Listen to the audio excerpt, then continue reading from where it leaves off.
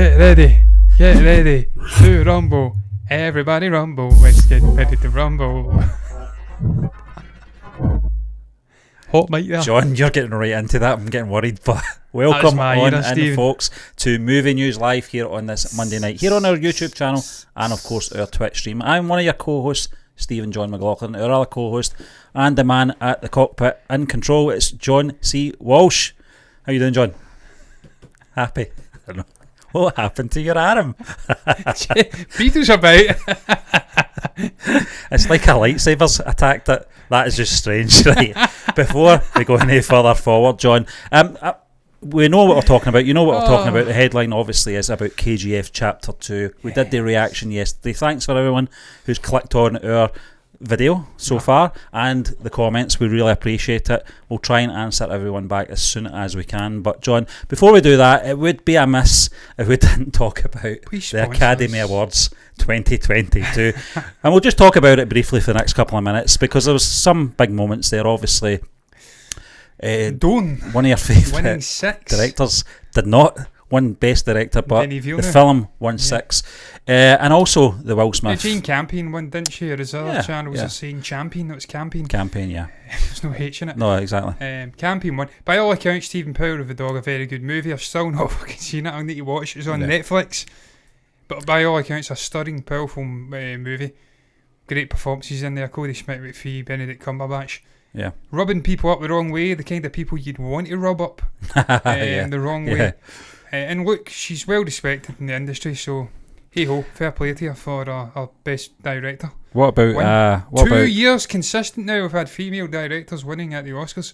Chloe Zhao and now Jane Campion. Why not? June, whatever you want to call it, thoroughly deserving of its 6 wins. All mostly technical stuff, let's be honest. But deserving. Hans Zimmer's score was special. The sound design was special. All categories, I think, should have been wins for June. Then, of course, I think Kenneth Branagh, Belfast, was it? Yeah. Screenplay won. There was another one, screenplay, I can't remember.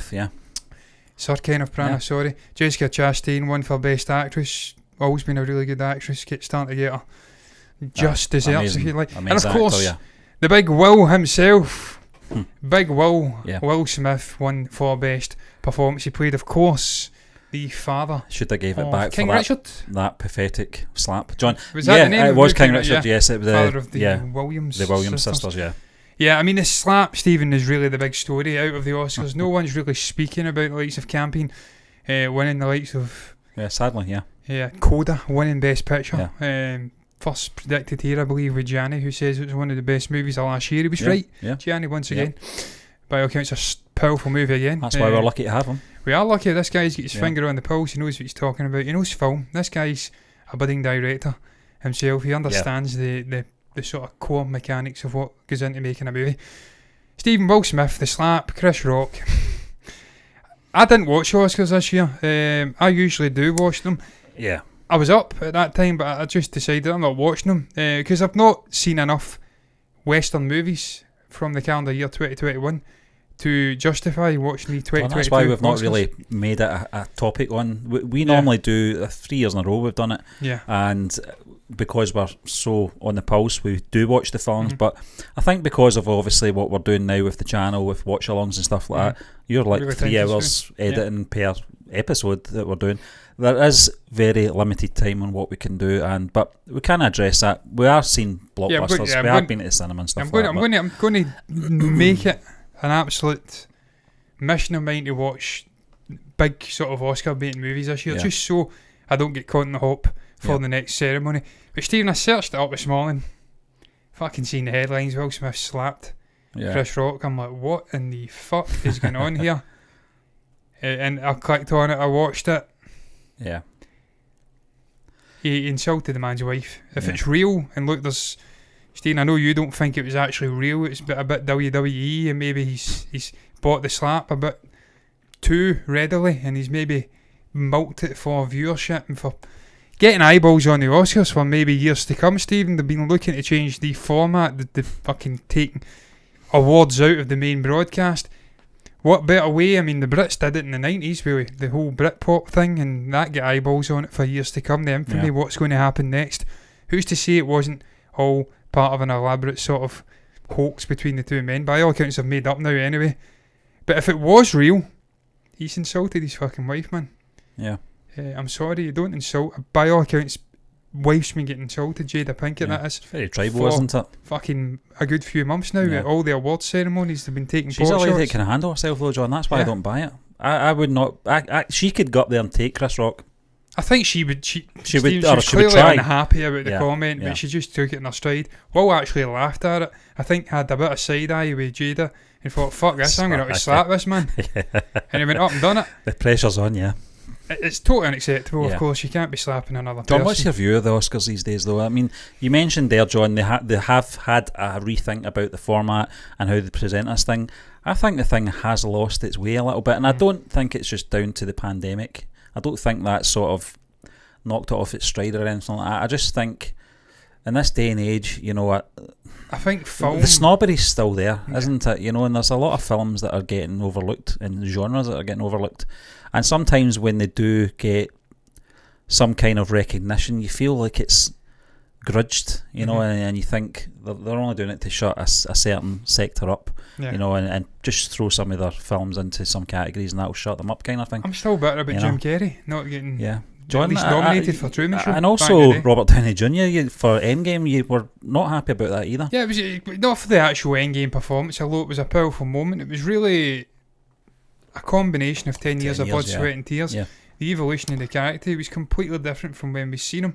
I think that deserved even just discussion about nomination. Yeah. If you're not even going to nominate him, Well, at least discuss John, it. there's something wrong with the event. If you can get into, and I remember watching it when it was the Collider days, and also when John Campea went and done his own thing, they were talking about Mark Hamill potentially being nominated, and no, they were asking the question, would it be possible? And I think most people's initial thought would be no chance, and not because Mark Hamill didn't do a great performance. I thought he was excellent in The Last Jedi, but it's Star Wars, and certain things just don't get the same credibility when it comes to Oscar season. Yeah. That's just the way it is, and that's just a natural thing. So you know there's something up when you're thinking that way. In terms of the Oscars, I think it's still something that's viewed as the pinnacle of film, of celebrating the artistry of film, filmmaking. It's very all its insular, various isn't it, facets. when you think about it? You know, it's Yeah, a bit I mean, like the baseball World Series. Yeah. Motherfucker plays baseball apart from Americans. But it's that kind of way inclined, the World Wrestling Federation. I think it's still the pinnacle, though. I think people still, to some degree, watch it. But I think the amount of sheer film enthusiasts who love film for what it is, the fundamentals that go into making it, watching the behind the scenes stuff, all of the aspects, costume design, makeup design. But do you think I think Coda? it's dwindling. Do you think Coda has sort of films like Coda, I should say? We'll use that as an example. I've kind of broken down that barrier in terms of the streaming services now. Well, I mean, it's the they don't seem to be talking about the whole, but it's on a streaming service as much as they were 2 years ago. No, because they're making up a large proportion. Power of the Dog, best director. Yeah, exactly. Is one. Netflix, That's a streaming movie. Yeah. Coda is an Apple Doesn't TV seem to be a big streaming talk movie. now, though, does it? No, because I think the industry's changed now, Stephen. I think the naysayers have now realised that, look, it's here, it's not changing. Yeah. That's it, deal with it. And this is the new norm, where you have got filmmakers who can do something radical, not have to worry about raw box office numbers, and look, it'll maybe even get nominated for an Oscar come that end of that period, if you like, the award season, because they've got huge amounts of money to plough into it and back it, because that's what it's all about. That's what it's all about, How big your pockets are at the end of the day. Yeah.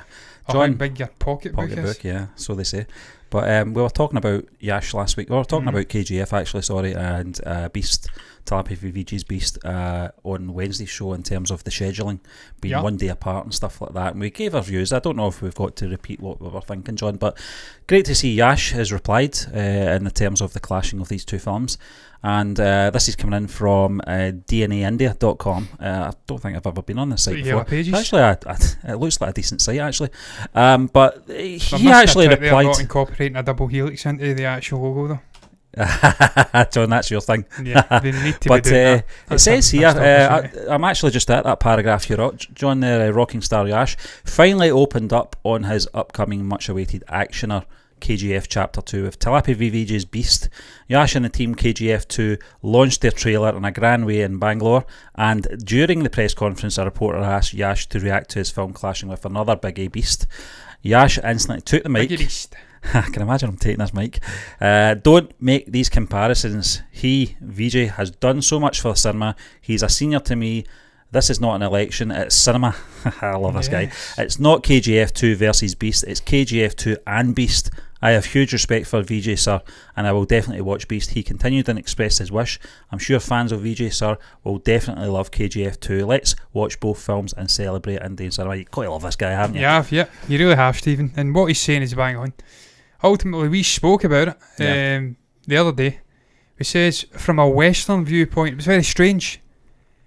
Because we're used to movies of this ilk, big blockbuster movies, deliberately manoeuvring out the way of each other so they can maybe, I don't know what you'd call it, just profit in the biggest way possible. They're trying to I'm trying to think of the word and I can't think of it just now, but they're trying to enable the biggest box office cum they can possibly get. And if you've got a movie of a similar standing, maybe a similar avid fan base, anticipation, there will be inevitable cannibalising of box office, one against the other. They'll both eat into each other's profits. So over here, they tend to avoid that. They move the movies about constantly. We are always talking about it. Movies been pushed back, movies been brought forward.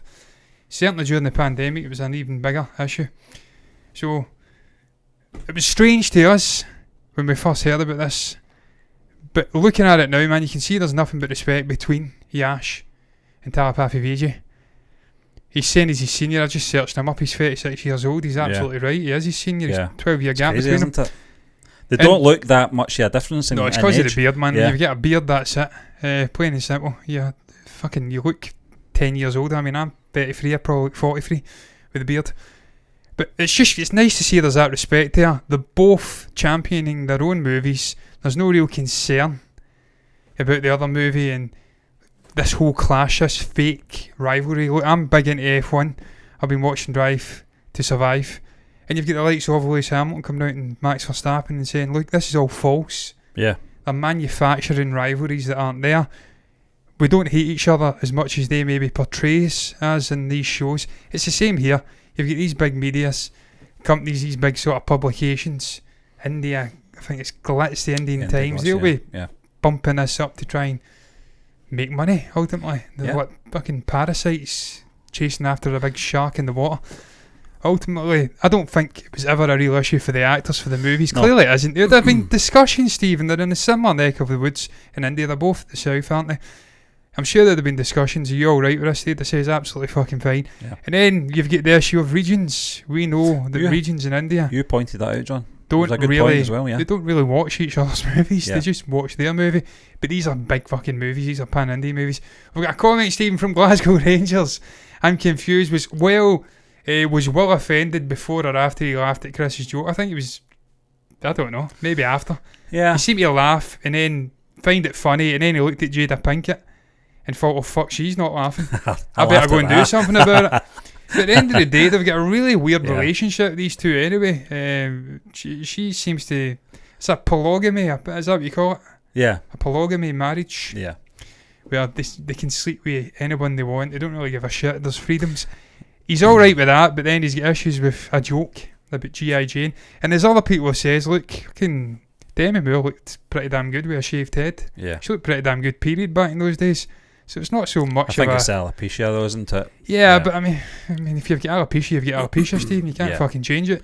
I think she's a strong woman as well, John. I don't think that would kind of knock her off her stride, but I think it was more... if it was real, then it's about sort of overstepping the mark. Yeah, I think it's a disrespect, isn't it, in front of 4,000 people? Yeah, in the world. The world. Yeah. But I mean, I think Chris is basically saying, look, if you've got alopecia, you're having to shave your hair in, might as well fucking profitise it.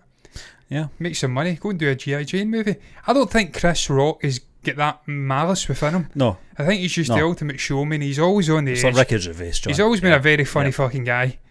I don't think he meant any real harm, and I sure as fuck don't think he realised Will Smith was going to come up and slap him. And people have commented on it before. I know we're getting sidetracked again speaking about this, but it was a real cheap shot if it was real from Will. because Chris couldn't really fight back and get into a brawl on the stage at the Oscars. He's kind of presenting. Yep. He's in a position where he's handicapped. He can't really hit back and turn it into a brawl. So it was a cheap shot from Will. He knew he could get the hit in. And with his standing, probably the Academy knew he was going to win already. They're not going to eject him out the fucking venue. So exactly, yeah. It was a tough situation for Chris Rock. I feel for him. Yeah. Because he's been made to look a bitch. Very a bit, awkward, yeah. I don't think he is a bitch. I think he can handle himself. Well, one of the first articles I saw when I was looking for news today, John, was that Chris Rock's not pressing charges. That's when I thought, well, that's because it's an act. But anyway, John, we'll move on.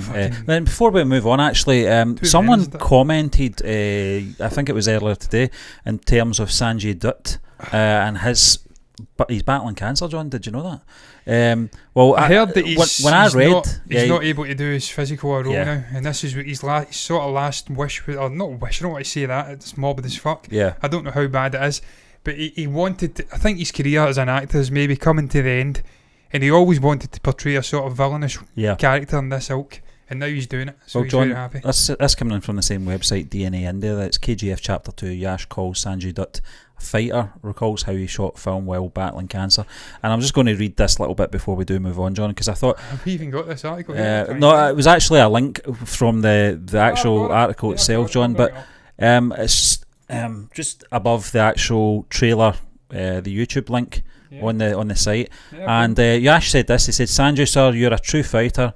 I witnessed it up close. We all know that he has seen all sorts of ups and downs in life, but he is so down to earth and humble. The way he committed himself to this project, even while going through all the health scares, we all know that I was scared.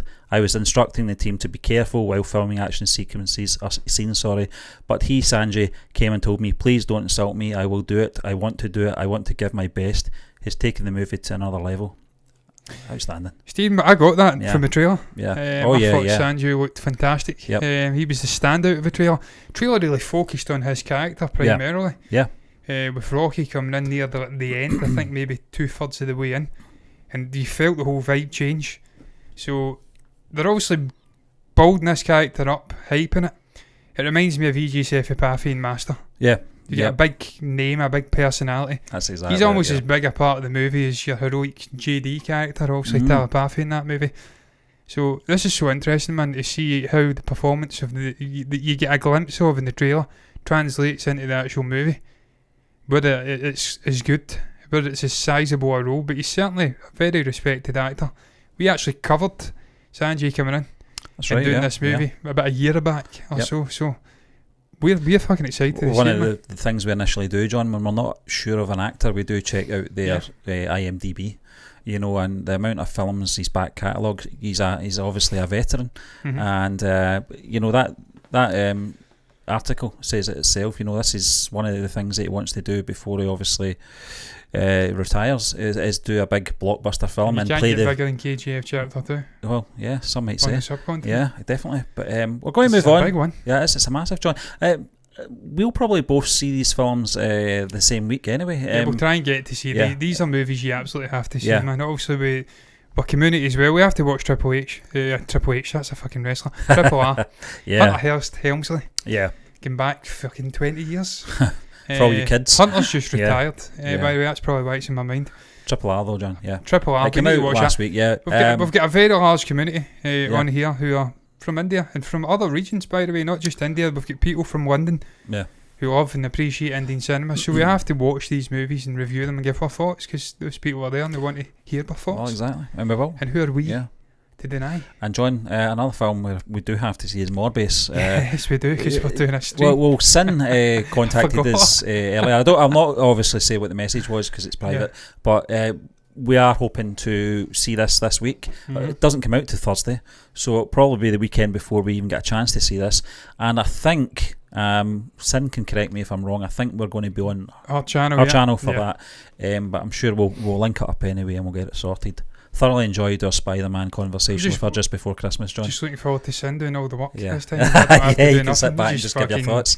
Call boom, there you go, Sin, you can take over. Crack open the beers, we're here to talk about Morbius, and we are here to talk about Morbius. Listen, I'm looking forward to Morbius, man. Yeah. I'm looking forward to it. Yeah. the initial reviews from some critics not so positive. Who cares? But I took umbrage at one of the comments from a critic. It says, I don't watch this in the theatre, I'll wait till home release. Who the fuck are you, bitch, to tell anyone not to go and watch a movie in the theatre? You have to watch comic book films. But that's someone, it's a whole array, an army of people who have made that movie happen, blood, sweat and tears. Yeah. Whether it's good, mediocre and John, average, it's excellent. the film, as far as I'm concerned, because I think Venom has succeeded in many ways and it has its issues. Wasn't a great movie by any means. This film has to work. It has to work because if Sony and their Spider-Verse are continuing forward and at some point they will do a Sinister Six, this film has to work. You know, they can't have a flop on their hands with this character. But I don't think they will, John, because not from Jared Leto, I don't think. Jared Leto to me, when he is playing the antagonist, that's when I like him the most. I loved him in Panic Room. Panic Room stands out. Yep. It was fantastic. Yeah. Obviously played Chapman. Yeah, and the John Lennon. Yeah. I don't think that should have seen the light of day, but he's an artist at the end of the day, and it's an opportunity for him. He did look like him. Yeah, he put on a lot of weight for that. He's played a lot of interest, and obviously he played the young man from Blade Runner 2049. Yep. Can't remember the character's name, but yeah, John. It's a single word name. But it's you know, and obviously Joker, as you said. You know, the guy just, I think he just oozes. You know, his performance. He's just a class when he's doing the antagonist. But the Sony Spider-Verse. So that's a double name, Neander Wallace. Continues to expand, and there is now confirmation of a Spider-Man existing in the same universe as Morbius and Venom. But we didn't know that already. Yeah, I know. We did. We have been talking about it, John. But lots of fucking references to Spider-Man, so strange. Yeah, and the Morbius director Daniel Espinosa stated during an interview with Cinema Blend that Morbius lives in the same universe as Venom. Yeah, we know that. When asked if there is Tom Holland's Peter Parker. If there is a Spider-Man in the Venom and Morbius universe, Espinosa was succinct, simply stating, of course. That's what he said, of course. Espinosa further stated that, as far as he understood, audiences will soon discover which Spider-Man that is. Now, you're not going to share it with us, Daniel? John, you little tease. This is a great article from Screen Rant, first and foremost, and they will give their sort of judgment on who it should be. I do like possibilities. Screen Rant's new sort of style of doing articles where they do very sub-headings. Yes. And they really break down the nuances of the sort of topic. An opinion, someone, maybe the broader opinion, their opinion, they'll play devil's advocate. It's very fucking good. I like the way they're writing. It's great, John. It's a fantastic read. You can see why Peter Parker can't be Sony's version, blah, blah, blah. Yeah. Now, John, what's your thoughts anyway? That guy there, Stephen. Yeah, Miles Morales, he should be Spider-Man. We've had enough Peter Parker, Spider-Man, live action versions. I mean, we haven't really. We've had 3 in the last 20 years, but that's enough. It's enough just now. 8 films, John. 8 movies. Yeah. I think it's time you have a different version. Spider-Man Into the Spider-Verse, hugely popular movie, different, zany, artistic styles. Lord Miller obviously involved in that. I can't remember who directed. It was a brilliant little movie. For me, maybe second or third best Spider-Man movie ever made. That was Miles Morales. It was the first time we ever seen this character in cinematic form. And we've seen the potential in that character. Now, Stephen, there's simply no excuses for not giving us a live action version of it, other than they wanted to reserve that for Into the Spider-Verse universe and keep those movies going. But the issue with that is, those movies take fucking years to make. Yeah, there was a few directors. Yeah, it was 3. Yeah, that doesn't surprise me. There was 7 movies shot, and a lot of writers as well. Yeah. So yeah, they take fucking years to make these movies, Stephen. I mean, they started making this one pretty much right after the last one, the sequel. Yeah. Into the Spider-Verse 2. Well, nowhere near. John, that film's 4 years old now. It's 4 years old, man. It's crazy. That's what I'm talking about. It's 5-6 years between releases. Yeah. We can't be waiting that long for a live action Miles Morales. You have a universe here, 2 universes, MCU, where you've got Peter Parker thriving. He's rebuffed in a sense. Yeah. It's Tom Holland, young as fuck, 24, 25, years left with that character if he wants to play it. Leave him there and give us a vibrant black talent playing Miles Morales in the Sonyverse. John, it was hinted, wasn't it? And look, I'm not fucking reserving him. You can have the reserve universe where it's not as good. We can bring these guys over. We've already established Venom, Eddie Brock, Tom Hardy. was in a 9-credit scene Yep. for the MCU. We can bring Miles over and have him interact with Tom Holland's But Peter we had Parker. Jamie Foxx's character Yeah, so kind of hinting at that. You know, we've already I thought you were black. Yeah. And somewhere out there is one. You I mean, know, Stephen, and I there's think so much great young fucking black actors, man, who could play this character. There's no fucking excuses. I'm going to bring up a fucking list right now. John, when Into the Spider-Verse came out, we talked about it. We covered it on this show actually, and said I think this is a case of conditioning an audience and accepting another variation of Peter Parker. Mm-hmm. And since then, we've had WandaVision covering multiverse sort of tone. We've had Loki as well, the television series doing the same thing. And then obviously the last Spider-Man film, No Way Home, covering it majorly. And we're also going to get it in the multiverse of madness as well. So I think, in those 4 years we've came a long way in accepting that this is the way that MCU and obviously Sony as well want to take these universes, and they want to multi-layer them with different variations of well-beloved characters. Yeah. And it's not going to be any different in the Sonyverse either. So for me, I'm like you, John. I thought it was an amazing film. It's probably my third favourite Spider-Man film. Spider-Man 2 is still my favourite, and I think maybe No Way Home is my second favourite, with Into the Spider-Verse being in number 3 slot now. Yeah. But it was such an interesting film, the way it was constructed. I think it's sort of different tones, different styles of animation as well. I couldn't believe was it 90 odd animators that were working on this. Yeah, it's something ridiculous. Stephen, Yeah. they made multiple versions of the movie just so they could take it from a different point of view and perfectly interconnect it all. But they used live action and then put animation over the top of it. It was a live action Yeah. framework, and they put the animated sort Like of Scanner stuff in. Darkly, that kind of thing. So it didn't feel like an animated cartoon mold. It felt outstanding. grounded. Beautiful, John, absolutely stunning. And the story as well. I think people forget what a great storyline it was as well. But I think you're right. I think we're ready for it, John. We were always ready for it. We're kind of a different kettle of fish in this sort of neck of the woods here in Scotland, John, when it comes to things like this. But I think certain countries need that conditioning. They need to sort of be toes dipped in the water type of thing before they can really get their heads around that kind of thing. But that's just the way it is. But I think it's a great idea. I don't want to see Garfield. I don't want to see Tobey Maguire and that. I'd rather they were doing some Sam Raimi stuff or something like that. I do want Andrew Garfield to get his third movie. I want Tobey Maguire to get his Spider-Man 4.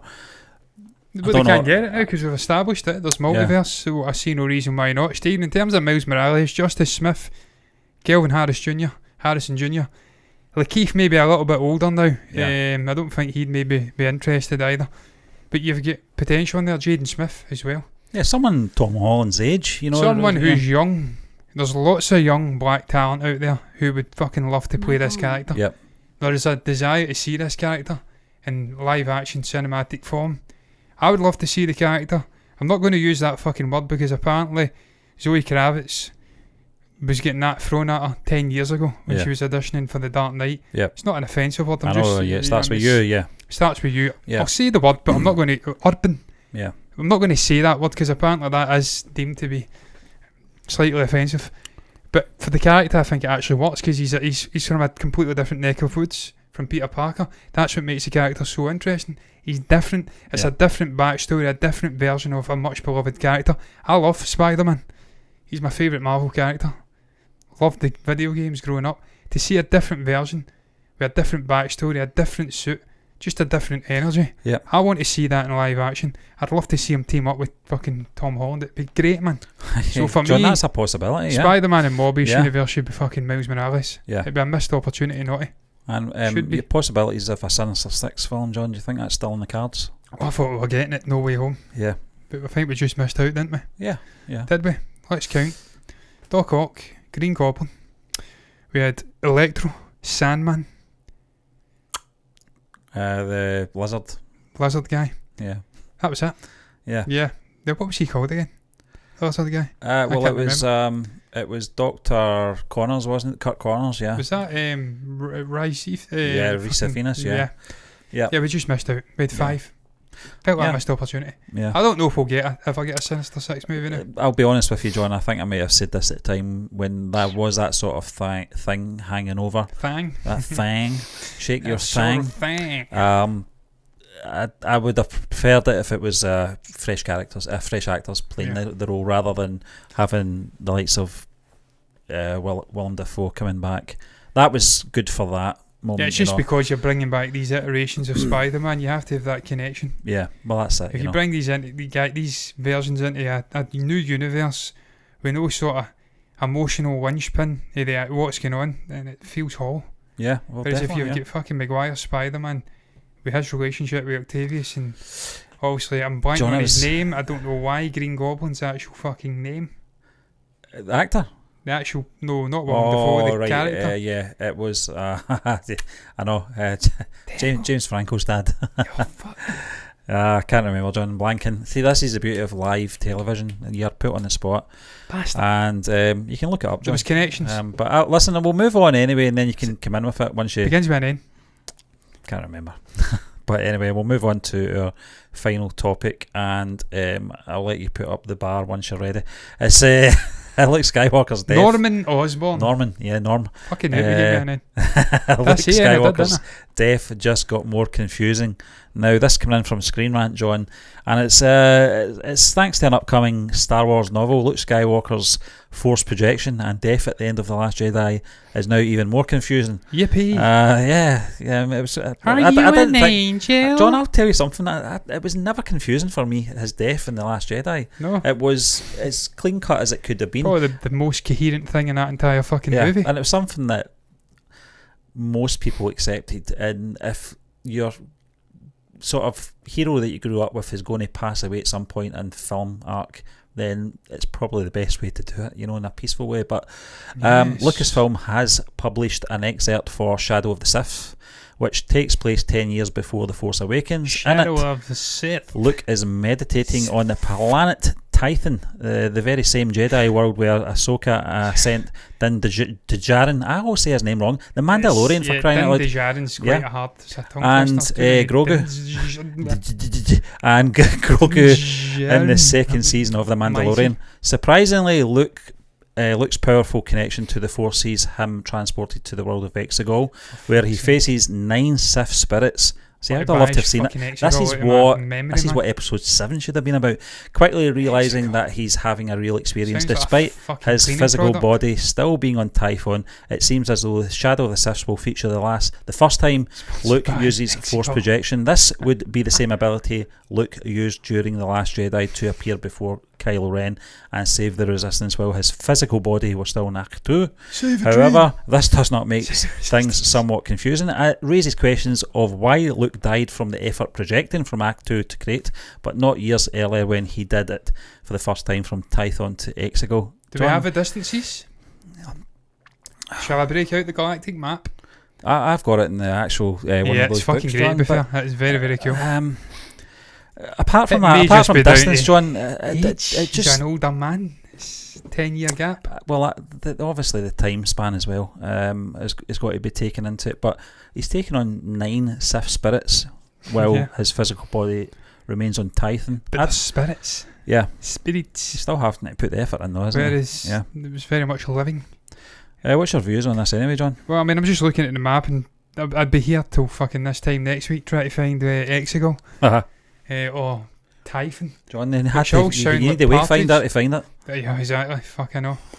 We have to find the Wayfinder to find the thing. We need to find the thing to find the Wayfinder, to find the room, to find the thing. John, I didn't mind the MacGuffins in the film to an extent. All 4 of them. Yeah, listen, that is what it is. The bit that always annoyed me was when they were standing and, Rey puts the thing up to the Death Star ruins. It could have been anywhere. This thing is it's tidal. It's moving about.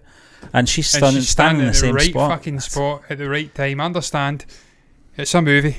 You get 2.5 hours, maybe 3 if you're lucky. It's horseshit though, isn't it? You're limited. You can't have them fucking looking about for 2 hours trying to find a spot. Oh, is it here? On the Death Star. Is it there?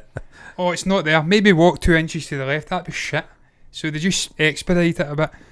But the whole fucking pit thing on whatever planet that was that Lando was on, falling in this fucking worm snake thing. It's just god awful, man. Ray! God, I know. Ray! Just following her around for the entire trilogy. What a waste of John Boyega's talents. No wonder he's bitter. He should have been the fucking chosen one, the Jedi. He's got more charisma and he's pinky than lots of that cast have got in their entire body. It's a big secret. It's classified. I don't mind Daisy Ridley. I'll be I honest don't with mind you, Daisy Ridley, Stephen. to an extent, she was used as well. So she's not the issue here, man. The issue is just the writing that's god awful, and just the creative decision making, and just the micromanagement of the entire fucking franchise. That's a story for another day.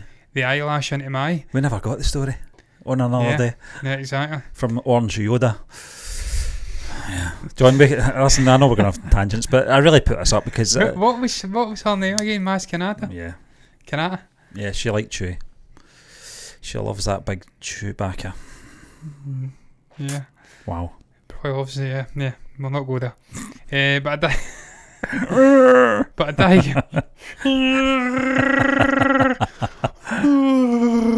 can't do it. Dear.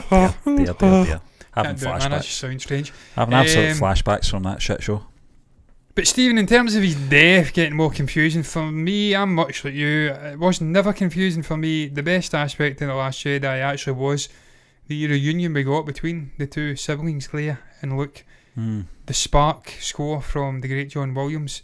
Him facing off the entire First Order. You must come with me to face the First Order. She doesn't fucking want it.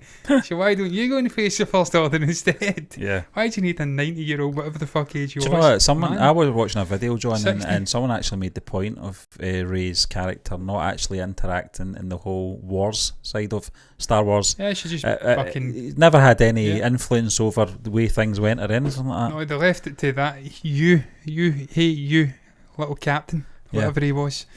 Poe, I'm talking about, pointing in his face, you. Yeah. They left it to him. He did all the war thing. He saved her arses while she went away to get fucking Jedi training, failed Jedi training, but still ended up saving the universe in the end. That's Star Wars for you. To be fair, the New Hope's team's the fucking same. Let's be honest, man. There's so many. Did take on the war side of things. I mean, he had some failure as well, but he just so happened to get that fucking torpedo right in tiny little fucking that was hole. Obi-Wan that did that. That was Obi-Wan. And that gets us on to Obi-Wan. Why was he calling Rey? Fuck knows, it makes no sense. The whole sequel trilogy was confusing. His death was never confusing. He sacrificed himself for the greater good of the universe, for the new generation of Jedi. He says it himself in his own words. The Jedi were full of hubris. They were arrogant.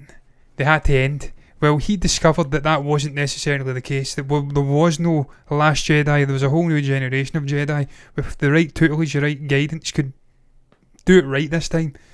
So he tried to hone that and save it and protect it by projecting himself. It was the one good fucking thing that Rian Johnson did was handle. Look, to be fair, I was bitter about it at the time, Stephen, because I felt, look, Carrie Fisher's dead in real life. It's a fucking tragedy. Yeah. But she's passed away. Mark Hamill's alive. Yeah. You literally just fucking kill her off in the end credits.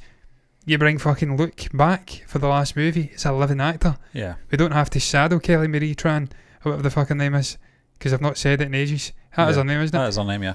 With a dead fucking character. Yeah, the rotoscope, yeah. You don't have to do it. That was terrible. Bring Luke back. Yeah. They've never done it, but see, when you look at the movie now, it's still a fucking terrible movie for me, but the best of the three.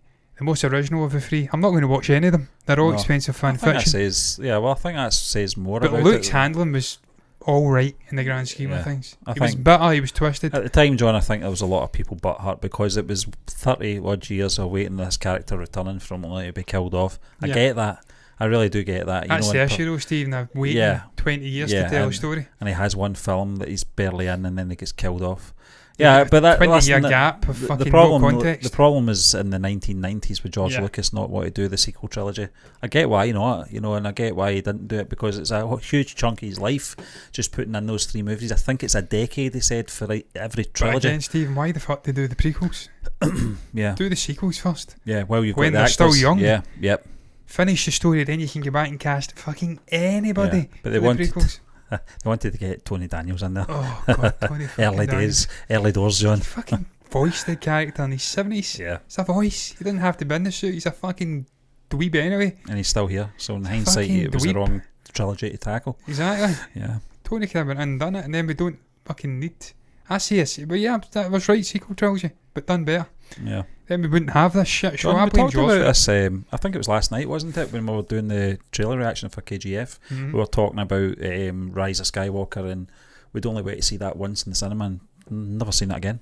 Yeah, hot And shit. it's not Intro. it's not a butt-hurt man-baby sort of vibe we're trying to give off here or anything like that. It's just that some films don't age well. They don't really, in terms of rewatchability, they don't do it. They don't perform either, and I that have was not certainly one of watched them. a single one of the Star Wars sequel trilogy movies since they were out, John, The Force Awakens was probably my most watched one. Yeah. I maybe watched that about 3 or 4 times. because we're full of hope for what was to come. The I Last bet you've not Jedi. watched it since. Since I watched The Last Jedi, I haven't, because No. I know what comes Ruined. next. Yeah. You know. There was But- so much hope. It was a generic, painted by numbers rehash of the first 3 movies. When you look back in retrospect, JJ, probably not the best guy to bring in. Can't stick a landing. A shite bag. Yeah. John, when they Didn't killed know how to Snoke in handle the it. second part, I was like, what are they going to do with the third one? That was my first thought. Well, I mean, when we were I in the think cinema. Ryan, to be fair, had in his mind Kylo becoming pure evil. Yep. He was unredeemable. He'd be the big bad. Yep. He'd go and try and take on Rey. It'd be this sort of love-hate, sort of conflictedness, and they'd have that moment Real. at the end. Yeah. But it never played out like that. They brought JJ back. He was a shite bag, as I said. Just became a Frankenstein's monster. They tried to fucking retcon as much as they could, save what they wanted, and it turned out disastrous. Well, they it brought affected back Return of the Sheev. Jedi, didn't it? Yeah. Yeah, they brought back Sheev, of course, didn't they? Yeah. Which made no fucking sense. It doesn't hey-ho. put me off watching Return of the Jedi, though, John. Oh, Stephen, as I says, expensive fan fiction. Yeah. It's not real. It's not part of the story. For me, if you're getting to the cutting right to the fucking chase here, the only Star Wars movies that are truly real is the original trilogy. Even the prequels, debatable whether they're real or not. Really, only the prequels or the original exists. That's it. A New Hope fruited Return of the Jedi. The rest of it, fucking trash. Take it here and there. There's Rogue One moments as well. of Obi-Wan, yeah, I mean, Rogue One, I said. oh, Rogue One. Yeah. No, Rogue One's connected to the originals though. Yeah. So I mean, anything that's in that original and it's semi-decent, I'll accept. Rogue One was all right, and to an extent, Yeah. because the familiar faces of the originals. And you've got Ben Mendelsohn in there, who I always like to hate. But I think Yeah. they're conscious of that, John, at the studio. I think they're conscious of the fact that they can't really sort of get out their comfort zone too much. And I understand why they wanted to latch on to the original trilogy by creating episodes 7, 8 and 9, because that's their sell. That's what will make money. Mhm. Whereas if they went and done a standalone trilogy that was set either in the future or the past, that isn't connected to the original trilogy, with a new cast, one director saying Rian Johnson tackling 3 films, it would have been an interesting trilogy, but Yeah.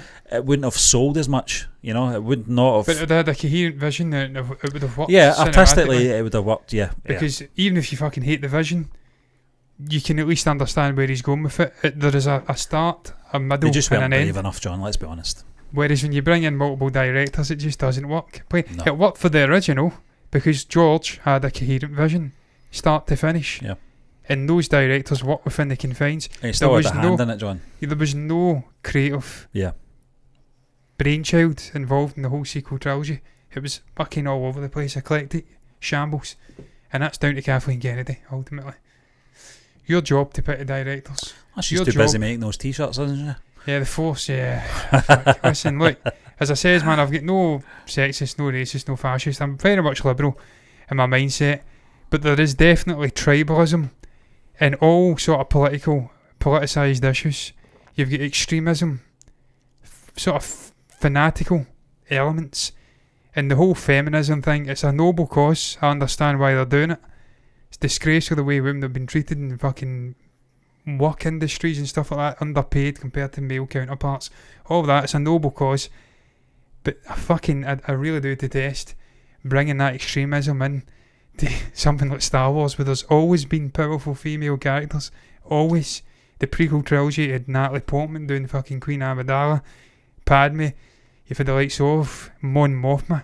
The lead figure of the rebellion Yeah. was a fucking woman. Yep. Played by a sort of majestic female actress. I don't know what her fucking name is. There's no other kind of actress, incidentally. And of course Carrie Fisher. Much like Sigourney Weaver, Jamie Lee Curtis, Linda Hamilton of that era. Powerful female actors, characters, anyone, Universal can connect with our story because it's a human story. We don't need this sort of tribalism getting injected into art. We don't need the toxicity of fucking social media getting injected into a fan base that's been around for 30, 40 years. Completely unnecessary. A universal story.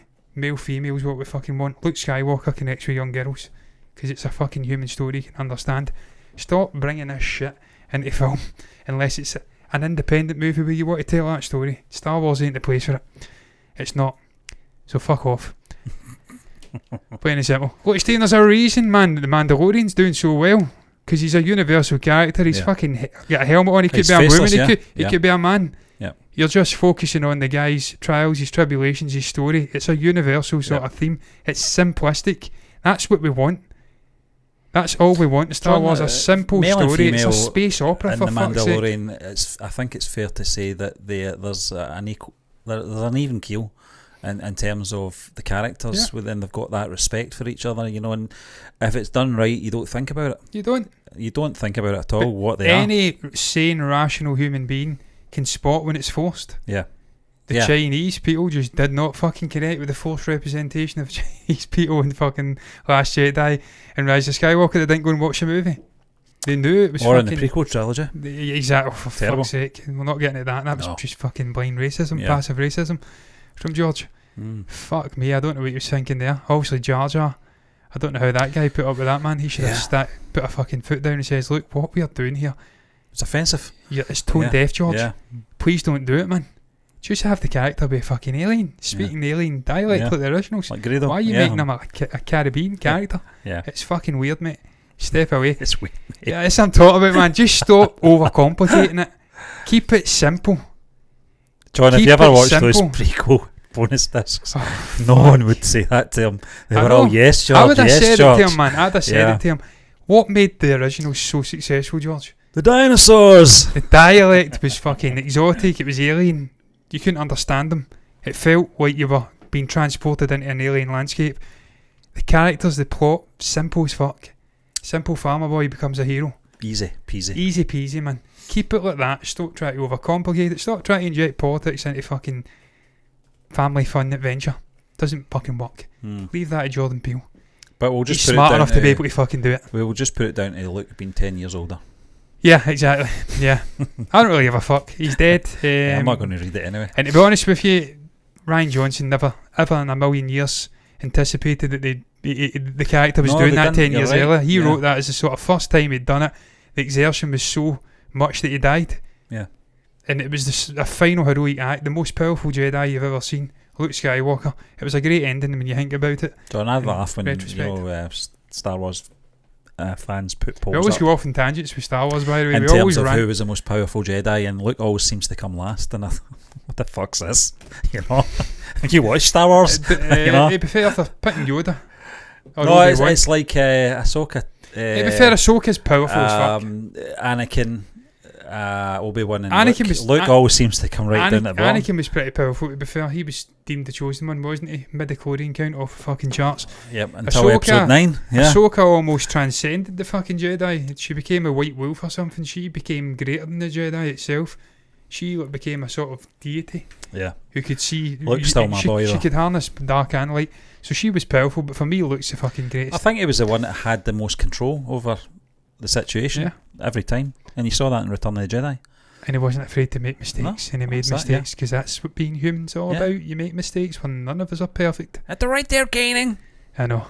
God. Mark, you could have done better with that performance, mate, but we'll not judge you for it. Warts and all. That's what makes Luke look. He ain't the same guy at the end as he was at the start. No. That's life. We change. That's why cancel culture's bad. Unless you're a pedo, in which case, fire in. But I digress, man. We're talking about that today. We're talking about Savile before we come on. Despicable bastard. But I digress. Stephen has lost power to the MacBook.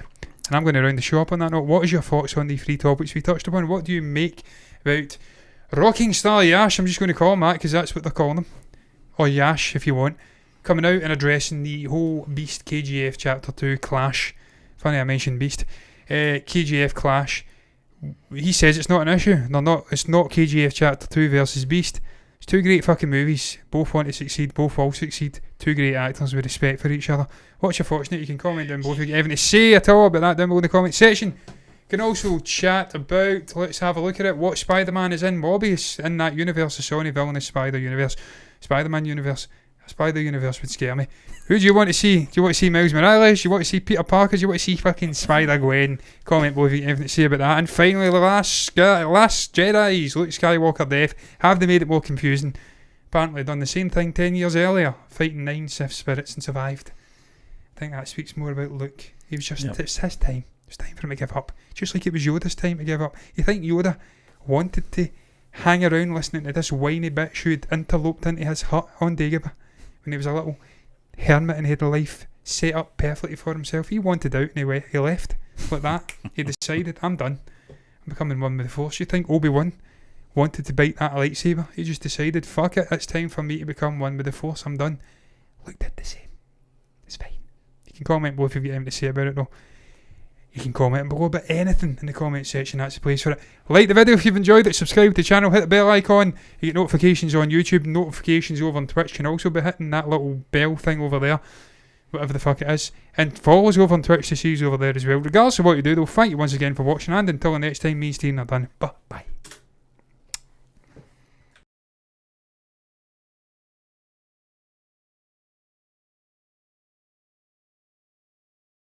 Cannot get it to work. For some reason OBS is mapping the unmute button to the fucking scene change.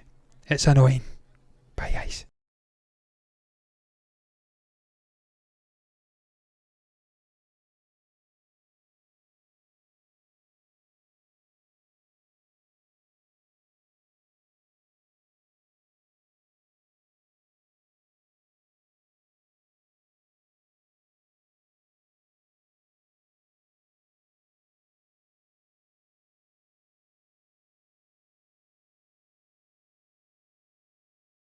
Thank you for watching, Ruth. Thank you very much. You have a nice night too. We appreciate you coming in once again, Ruth. Thank you all. Bye bye.